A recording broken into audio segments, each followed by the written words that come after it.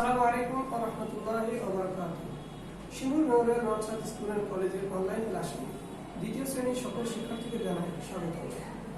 শিক্ষার্থীরা, আশা করি আল্লাহর রহমতে তোমরা অনেক ভালো আছো। আমরা সকলে জানি যে বর্তমানে একটা কঠিন পরিস্থিতি বিরাজ করছে বাংলাদেশ সহ। শিক্ষার্থীরা, আমরা এই পরিস্থিতি মোকাবেলার জন্য কিছু সতর্কতা অবলম্বন করব।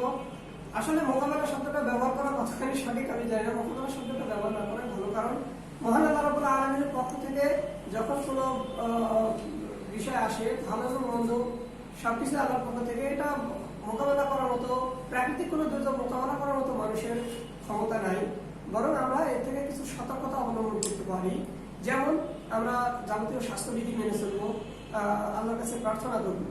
আর সর্বোপরি একটা বিষয় আমাদেরকে মনে রাখতে হবে যে আজকের এই পরিস্থিতি, করোনা পরিস্থিতির কারণে হোক বা এমনি স্বাভাবিকভাবেই হোক, কুল্লু নাফসিন যায়কাতুল মউত, প্রত্যেকটা মানুষ মরণশীল, আমাদেরকে মৃত্যুবরণ করতেই হবে। অতএব মহান আল্লাহ রাব্বুল আলামিন আমাদেরকে করোনার কারণেই উঠিয়ে নিক বা অন্য কোনো কারণে আমাদের মৃত্যু ঘটুক, আমরা মৃত্যুর পরে কবরের যে জীবন, পরকালীন যে জীবন, এই জীবনে সুন্দরভাবে বাঁচার জন্য, কাঙ্ক্ষিত স্থান জান্নাত লাভ করার জন্য আমরা যেন দুনিয়াতে ভালো কিছু করে যেতে পারি, এটাই আমাদের লক্ষ্য হওয়া উচিত। আমরা করোনা পরিস্থিতির জন্য অবশ্যই সতর্কতা মেনে চলবো, যাবতীয় স্বাস্থ্যবিধি মেনে চলবো, কিন্তু আতঙ্কিত হব না। বরং এই পরিস্থিতিতে যত বেশি বেশি সম্ভব আমরা আল্লাহর ইবাদত বন্দেগী করব। এর মধ্যেও অনেক মানুষ আল্লাহর সাথে নাফরমানি করে চলছে। কোনো মানুষই কিন্তু এত বড় ভয়ঙ্কর পরিস্থিতিতেও সতর্কতা অবলম্বন করছে না, বরং সে যেরকম চলতো সেরকমই চলছে, তার মধ্যে কোনো পরিবর্তন নাই। আমরা নিজেদের পরিবর্তন সাধন করবো, কারণ মহানবী সাল্লাল্লাহু আলাইহি ওয়াসাল্লাম বলেছেন, যতক্ষণ বান্দা তার নিজের পরিবর্তন সাধন না করে ততক্ষণ আল্লাহ তার পরিবর্তন করেন না। অতএব আমরা যদি খারাপ কাজ থেকে এই বর্তমান পরিস্থিতিতে ফিরে এসে আল্লাহর কাছে ক্ষমা প্রার্থনা করি, আল্লাহর কাছে তওবা করি, তাহলে আল্লাহ অতি শীঘ্রই আমাদেরকে এরকম পরিস্থিতিতে হয়তো মুক্ত করে দিবেন। আর পাশাপাশি আমরা পরকালের এই সময় যদি আমরা ভালো কাজ করে যেতে পারি, ভালো আমল করে যেতে পারি, কবরে যে আমলটাই আমার সাথে যাবে, অন্য কোনো ধন সম্পদ, টাকা পয়সা, প্রভাব প্রতিপত্তি, ক্ষমতা, দম্ভ, কোনো কিছুই আমার সাথে যাবে না। অতএব এরকম পরিস্থিতিতে আমরা আল্লাহকে বেশি বেশি ভয় করি, তাকওয়াবান করে গড়ে তুলি নিজেকে এবং আল্লাহর ইবাদত বন্দেগীতে মনোযোগ দিই। আর যাবতীয় স্বাস্থ্যবিধি মেনে চলি। মহান আল্লাহ রাব্বুল আলামিন আমাদেরকে এই বর্তমান অস্বস্তিকর একটা পরিবেশ থেকে রক্ষা করুক, অতি শীঘ্রই আমাদেরকে এই অবস্থা থেকে পরিত্রাণ দিক, এই প্রার্থনা করবো আল্লাহর কাছে। আশা করা যায় আল্লাহ অতি শীঘ্রই আমাদেরকে এই পরিস্থিতি থেকে মুক্ত করে দিবেন। শিক্ষার্থীরা, আছে ক্লাস উপস্থাপনায় আছি আমি আব্দুল্লাহ, সহকারী শিক্ষক, Shimul memorial north school and college, Rajshahi. তো শিক্ষার্থীরা, আজকের আলোচ্য বিষয় শিক্ষণ ফলটা আমরা জেনে নিই যে আজকের পাঠে আমরা কি কি শিখবো। দেখো, শিক্ষণ ফল, এই পাঠ শেষে শিক্ষার্থীরা সালাত সম্পর্কে জানতে পারবে। আমরা ইসলামের কিছুক্ষণ আগে ইসলামের যে মৌলিক 5টি বিশ্বাস, ঈমান সম্পর্কে আলোচনা করলাম। এবারে দ্বিতীয় মৌলিক বিশ্বাস হচ্ছে সালাত। সালাত সম্পর্কে তোমরা জানতে পারবে, সালাতের ওয়াক্ত সম্পর্কে জানতে পারবে, আর সালাত সম্পর্কে মুহাম্মদ সাল্লাল্লাহু আলাইহি ওয়াসাল্লামের বাণী জানতে পারবে। শিক্ষার্থীরা, এতক্ষণ হয়তো খাতা কলম নিয়ে তোমরা প্রস্তুত হয়েছো। দেখো, আলোচ্য বিষয়, আজকের আলোচ্য বিষয় তোমরা লেখার জন্য প্রস্তুত হও, লিখে নাও। আলোচ্য বিষয়, আজকের আলোচ্য বিষয় সালাত। আজকের আলোচ্য বিষয় সালাত, পরিচয়, ওয়াক্ত, সালাত সম্পর্কে মুহাম্মদ সাল্লাল্লাহু আলাইহি ওয়াসাল্লামের বাণী। তার প্রথম আলোচ্য বিষয় কি? সালাত। দ্বিতীয় আলোচ্য বিষয় পরিচয়, তারপর সালাতের ওয়াক্ত, সালাত সম্পর্কে মুহাম্মদ সাল্লাল্লাহু আলাইহি ওয়াসাল্লামের বাণী। আশা করি এতক্ষণ তোমাদের লেখা হয়ে গেছে। শিক্ষার্থীরা, চলো আমরা এবারে মূল আলোচনায় ফিরে যাই। প্রথমে আমরা আলোচনা করব সালাত সম্পর্কে। তো সালাত সম্পর্কে আলোচনা করতে গেলে প্রথমে আমাকে আরেকবার বলতে হবে যে ইসলামের মৌলিক ভিত্তিগুলো 5টি, তার মধ্যে দ্বিতীয় ভিত্তি হচ্ছে সালাত। সালাতটা ইসলামের দ্বিতীয় ভিত্তি। ইসলামের 5টি ভিত্তির মধ্যে অন্যতম গুরুত্বপূর্ণ একটা ভিত্তি হচ্ছে সালাত। এই সালাত সম্পর্কে আজকে আমরা বিস্তারিত আলোচনা করব। সালাত আরবি ভাষার শব্দ। সালাত শব্দের বাংলা অর্থ দোয়া করা, প্রার্থনা করা, আল্লাহর কাছে কোনো কিছু চাওয়া।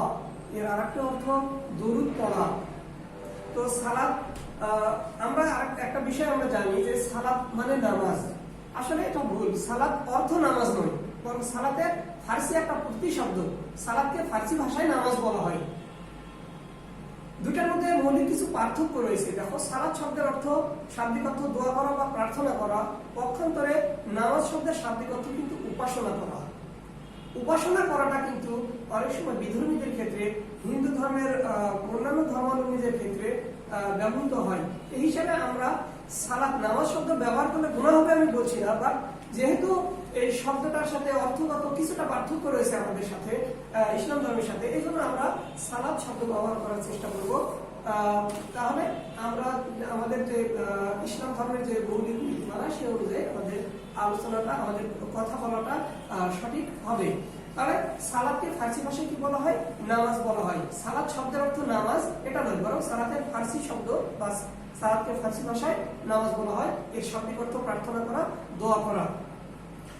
সালাতের পারিভাষিক অর্থ কি দেখো, মহান আল্লাহ তাআলার কাছে বিনয়ের সাথে নির্দিষ্ট নিয়মে নির্দিষ্ট সময়ে হাত বেঁধে কিরাত, রুকু ও সিজদা করাকে সালাত বলে। অর্থাৎ মহান আল্লাহ রাব্বুল আলামিনের সন্তুষ্টি অর্জনের জন্য নির্দিষ্ট সময়, নির্দিষ্ট স্থান এবং নির্দিষ্ট স্থানে নির্দিষ্ট কিছু কর্মকাণ্ড, যেমন রুকু, সিজদা ইত্যাদি করার মাধ্যমে যে পরিবেশটা করা হয়, যে কাজটা করা হয়, সেটাকে বলা হচ্ছে সালাত। তাহলে সালাতের পারিভাষিক সংজ্ঞা আমরা জানলাম। এই সালাতটা অনেক গুরুত্বপূর্ণ একটা ইবাদত। এই সালাত সম্পর্কে মহানবী সাল্লাল্লাহু আলাইহি সাল্লাম বলছেন যে আসসালাতু ইমাদুদ্দিন, সালাত হচ্ছে দ্বীন ইসলামের খুঁটি। সালাত হচ্ছে দ্বীন ইসলামের খুঁটি।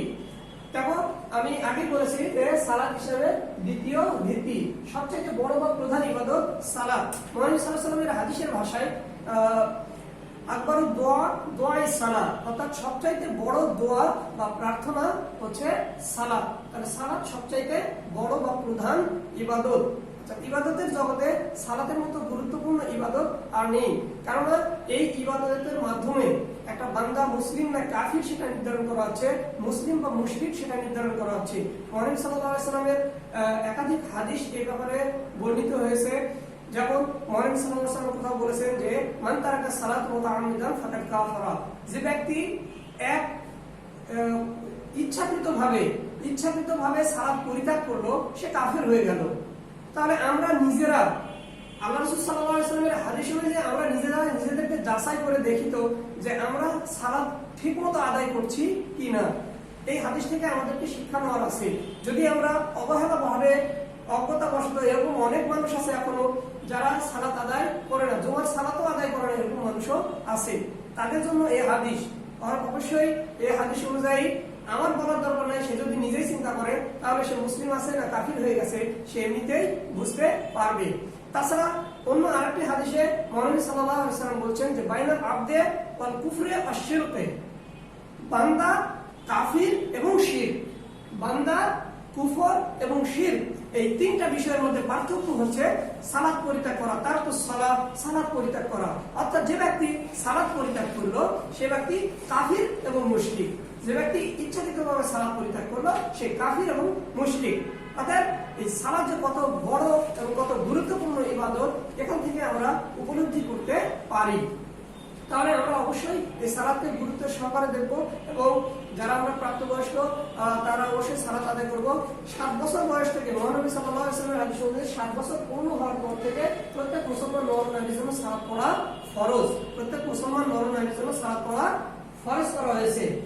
আর এই সালাত আদায় করার কিছু পদ্ধতি আছে। সালাত আমরা যেখানে সেখানে আদায় করি না। সালাত আদায় করার জন্য পুরুষদের জন্য এবং মহিলাদের জন্য মসজিদের ব্যবস্থা করা হয়েছে। তবে পরিবেশ পরিস্থিতি অনুযায়ী যদি মহিলাদের অসুবিধা হয় তাহলে তারা বাড়িতে করতে পারে, কিন্তু পুরুষদের জন্য জামাতের সাথে সালাত আদায় করা অপরিহার্য।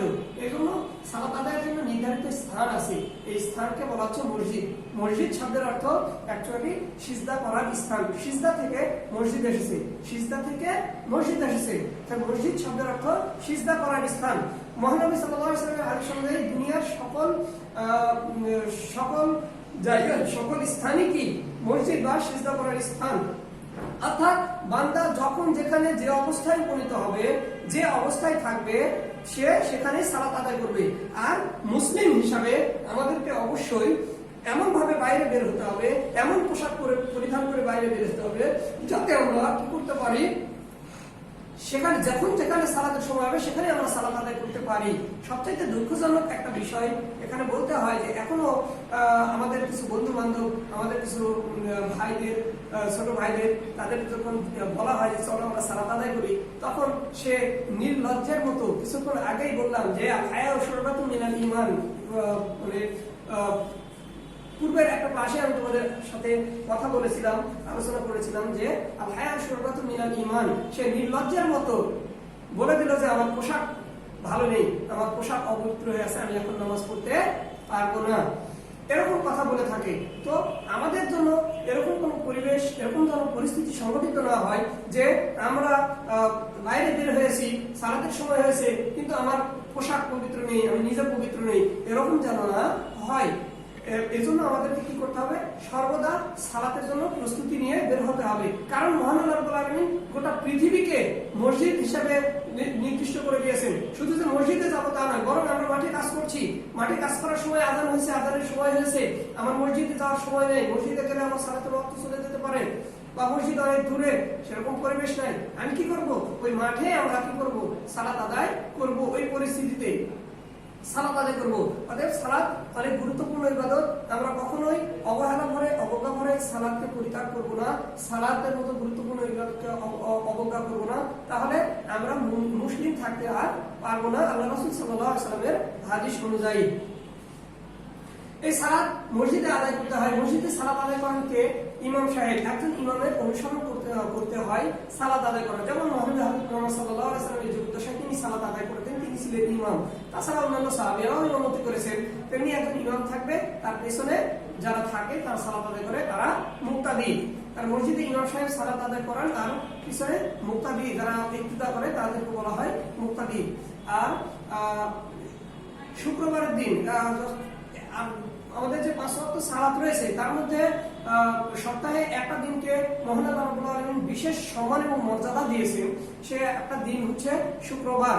এই শুক্রবারের দিন আমরা জোহরের যে 4 রাকাত সালাত সেটা আদায় করি না, তার পরিবর্তে 2 রাকাত সালাত আদায় করি। জুমার সালাত, এই জুমার সালাত 2 রাকাত ফরজ করেছেন, এই জুমার সালাত আমরা আদায় করি। অতএব শুক্রবারের দিন জুমার সালাত আদায় করতে হয়। সালাত সম্পর্কে মহানবী সাল্লাল্লাহু আলাইহি ওয়াসাল্লাম বলেছেন যে as-সালাতু মিরাজুল মুমিনিন, as-সালাতু মিরাজুল মুমিনিন, সালাত মুমিনদের মেরাজ। অর্থাৎ মেরাজ বলতে বলা হচ্ছে যে আল্লাহর সাথে সাক্ষাৎ। এখানে মেরাজ বলতে আল্লাহর সাথে সাক্ষাৎ বলা হচ্ছে। মহানবী সাল্লাল্লাহু আলাইহি ওয়াসাল্লাম এর কাছে একদা জিবরাইল আলাইহিস সালাম আসলেন এবং আসার পরে ইহসান সম্পর্কে জিজ্ঞাসা করলেন। ইহসানটা কি? তো ইহসান সম্পর্কে জিজ্ঞাসা করার পরে মহানবী সাল্লাল্লাহু আলাইহি ওয়াসাল্লাম তাকে উত্তর দিলেন যে ইহসান হলো আমি আল্লাহর ইবাদত এমন ভাবে করব যেন আমি আল্লাহকে দেখছি। আমি আল্লাহর ইবাদত এমন ভাবে করব যেন আমি আল্লাহকে দেখছি। যদি এটা মনে করতে না পারি, তাহলে আমাকে আরেকটা বিষয় মনে করতে হবে যে আল্লাহ আমাকে দেখছেন। অর্থাৎ আমি সালাতে দাঁড়ানোর সময়, দাঁড়ানোর পরে আমার যেন এটা মনে হয় যে আমি আল্লাহকে দেখছি। আর এতটুকু যদি মনে করতে না পারি, তাহলে এটা মনে করতে হবে যে আল্লাহ আমাকে দেখছেন। এটা ইহসানের অন্তর্ভুক্ত। আর এই জন্য বলা হচ্ছে যে as-সালাতু মিরাজুল মুমিনিন, সালাত হচ্ছে মুমিনদের মেরাজ। আর যতক্ষণ বান্দা সালাতের মধ্যে থাকে, ততক্ষণ বান্দা আল্লাহর সাথে কথোপকথন করে। অর্থাৎ সালাতের মধ্যে আল্লাহ বান্দা তার মনের ইচ্ছা, তার মনের অনুভূতি, তার মনের আবেগ সবকিছু কি আল্লাহর কাছে প্রকাশ করে। আর মহান আল্লাহ রাব্বুল আলামিনও তাদের কথা শোনেন। এজন্য আমাদেরকে সালাতের প্রতি অত্যন্ত গুরুত্ব দিতে হবে, গুরুত্বের সাথে এই সালাত আদায় করতে হবে। এই সালাত ছাড়া আমরা মুসলিম থাকতে পারবো না। এই সালাত ছাড়া, যেমন কিছুক্ষণ আগে বললাম যে এই সালাত যদি আমরা ইচ্ছাকৃত পরিত্যাগ করি, তাহলে আমরা কাফির এবং মুশরিকে পরিণত হয়ে যাব।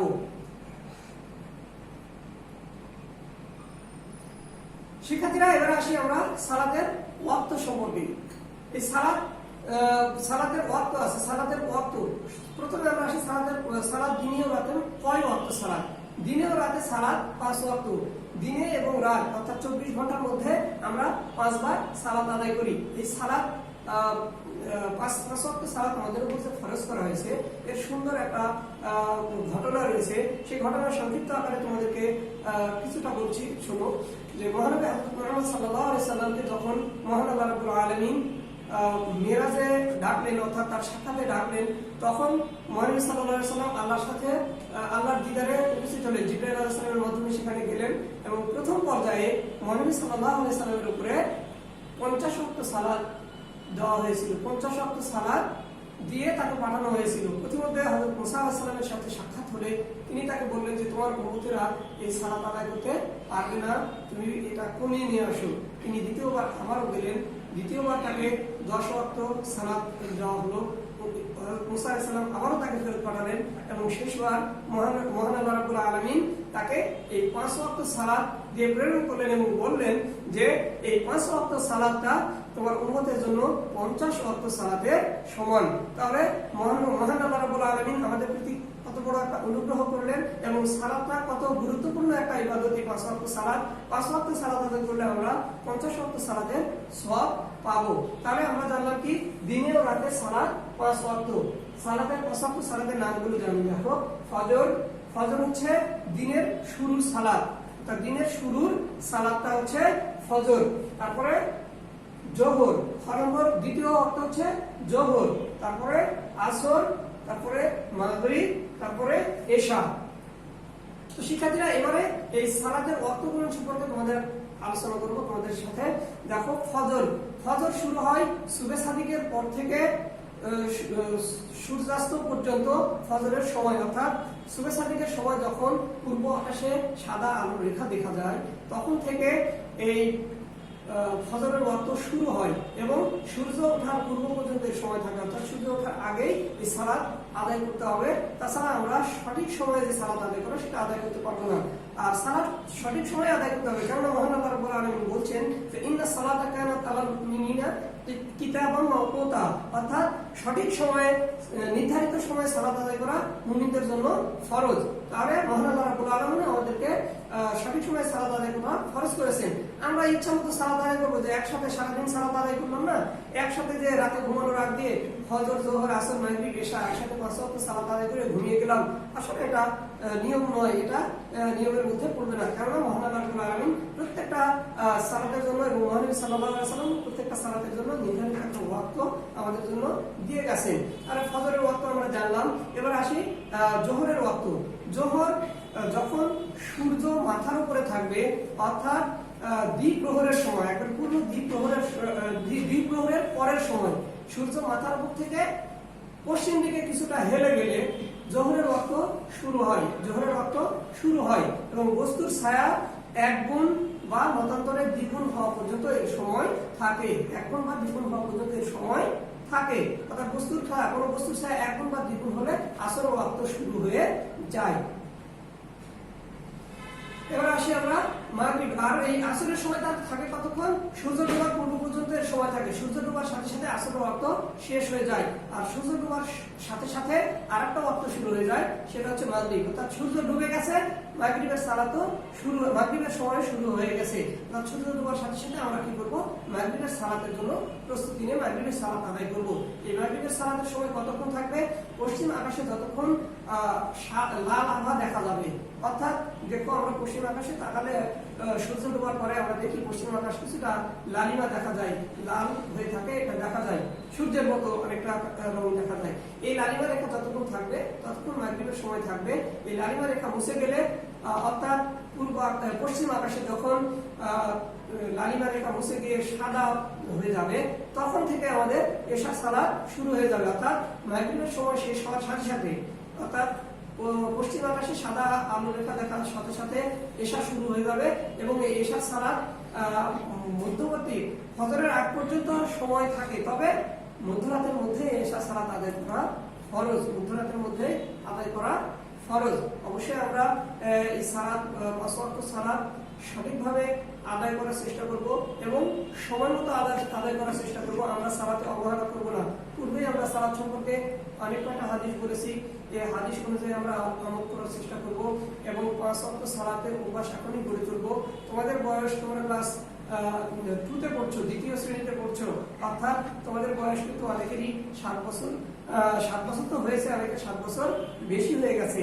অতএব অবহেলা করার সুযোগ তোমাদের নেই, তোমাদের উপরে সালাত ফরজ হয়ে গেছে। অতএব এই 7 বছর বয়স থেকে সালাত ফরজ হয়ে গেছে, এখন থেকে তোমাদেরকে সালাত আদায় করতে হবে।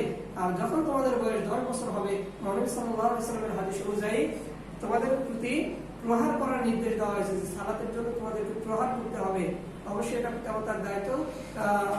তোমার পিতামাতা যদি সালাত আদায় না করার জন্য তোমাদেরকে প্রহার করে, তাহলে সেটার জন্য তোমার পিতামাতা দায়ী নয়, বরং তোমরাই দায়ী। তো আমাদেরকে যেন মহান আল্লাহ রাব্বুল আলামিনের কোনো ইবাদত করার জন্য ফোর্স করতে না হয়, আমাদেরকে যেন বারবার বলতে না হয়। আমরা যেন নিজে থেকে মুসলিম হিসাবে আমার পরকালীন জীবনের কল্যাণের জন্য আমরা আল্লাহর ইবাদত বন্দেগী সঠিকভাবে করতে পারি।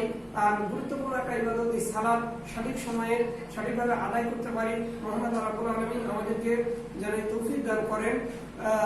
এই কামনা ব্যক্ত করে আজকের আলোচনা শেষ করছি। তো শিক্ষার্থীরা, আলোচনা শেষে তোমাদের এই এতক্ষণ যে আলোচনা হলো এই বিষয়ের উপর কিছু মূল্যায়ন প্রশ্ন আছে। এই মূল্যায়ন প্রশ্ন তোমাদের ফিডব্যাকের জন্য আমি রেখেছি। তো দেখো, মূল্যায়ন প্রশ্ন হলো সালাত ইসলামের কততম ভিত্তি? এটা আমরা আগে বলেছি যে ইসলামের দ্বিতীয় ভিত্তি হচ্ছে সালাত। দিনে রাতে সালাত কত ওয়াক্ত? দিনে এবং রাতে সালাত 5 ওয়াক্ত, অর্থাৎ দিনে রাতে আমাদেরকে 5 বার সালাত আদায় করতে হয়। সবচেয়ে বড় বা প্রধান ইবাদত কোনটি? সবচেয়ে বড় বা প্রধান ইবাদত হচ্ছে সালাত। সবচেয়ে বড় বা প্রধান ইবাদত হচ্ছে সালাত। মসজিদে কে সালাত পড়ান? মসজিদে অবশ্যই ইমাম সাহেব সালাত পড়ান। তো শিক্ষার্থীরা, আশা করি আজকের ক্লাসটা অনেক মনোযোগ সহকারে শুনেছো এবং আজকের ক্লাসটা পুরোর মতো আবারও বলছি, আমরা যে আলোচনা করলাম এটা শুধু আমরা একটা ক্লাস থেকে আরেকটা ক্লাসে উঠবো, পরীক্ষায় ভালো করবো, পরীক্ষাতে ভালো করে লিখবো, লিখে আরেকটা ক্লাস থেকে আরেকটা ক্লাসে পার হবো, তারপরে আমাদের কাজ শেষ হয়ে গেল, এই উদ্দেশ্যে নয়। বরং আমরা আমাদের জীবনে এই আলোচনাটা বাস্তবায়ন করব এবং পরকালীন সফলতা অর্জন করবো এই আলোচনার মাধ্যমে। এই উদ্দেশ্যে আমরা পড়ালেখা করব। পাশাপাশি দুনিয়াতে যে স্টেপ পার হওয়া সেটাও পার করব। শুধু যেন দুনিয়াবী উদ্দেশ্য না হয়, দুনিয়াবী পাশাপাশি পরকালীন কল্যাণের জন্য আমরা কাজ করব। কেননা মহান আল্লাহ রাব্বুল আলামিন দোয়া করতে শিখিয়েছেন, রব্বানা আতিনা ফিদ দুনিয়া হাসানাতাও ওয়া ফিল আখিরাতি হাসানাতাও কিনা আযাবান নার। হে আল্লাহ, তুমি আমাকে দুনিয়াবী কল্যাণ দান করো এবং পরকালীন কল্যাণ দান করো। অর্থাৎ দুই দিকে বেঁচে থাকা অবস্থায় মহান আল্লাহ রাব্বুল আলামিনের কাছে উভয় কল্যাণই প্রার্থনা করতে হবে। আমরা যদি শুধু দুনিয়া চাই, তাহলে আমরা আমাদের চিরস্থায়ী জীবন, যেটা পরকালীন জীবন, সেটা আমরা হারিয়ে ফেলবো। তো মহান আল্লাহ রাব্বুল আলামিন আমাদেরকে পরকালীন সফলতা অর্জনের জন্য যাবতীয় ইবাদত বন্দেগী তার উদ্দেশ্যে করার তৌফিক দান করুক, তার সন্তুষ্টি অর্জনের জন্য করার তৌফিক দান করুক। মহান আল্লাহ রাব্বুল আলামিন আমাদেরকে এই তৌফিক দান করুক। সবাই বলে আল্লাহুম্মা আমিন। আর এবারে আমি আমার আজকের ক্লাস শেষ করছি। এই বিষয়ের উপর আগামী তোমাদের যখন ফিডব্যাক নেওয়া হবে, আশা করি তোমরা ফিডব্যাকে ভালো করবে। আমি এই আশাবাদ ব্যক্ত করে আজকের ক্লাস সেখানে শেষ করছি। পরবর্তী কোনো ক্লাসে আবার তোমাদের সাথে দেখা হবে ইসলামের আরেকটি নতুন বিষয় নিয়ে। ততক্ষণ পর্যন্ত ইসলামের নতুন বিষয় নয়, বরং এই সালাতেরই আরো কিছু আলোচনা রয়েছে, সালাতের কিছু ফরজ রয়েছে, আহকাম আছে, আরকান আছে। এই বিষয় নিয়ে তোমাদের পরবর্তী ক্লাস আমি আলোচনা করব। ততক্ষণ পর্যন্ত মহান আল্লাহ রাব্বুল আলামিন আমাদের সকলকে ভালো রাখুন, সুস্থ রাখুন। আসসালামু আলাইকুম ওয়া রাহমাতুল্লাহি ওয়া বারাকাতুহু।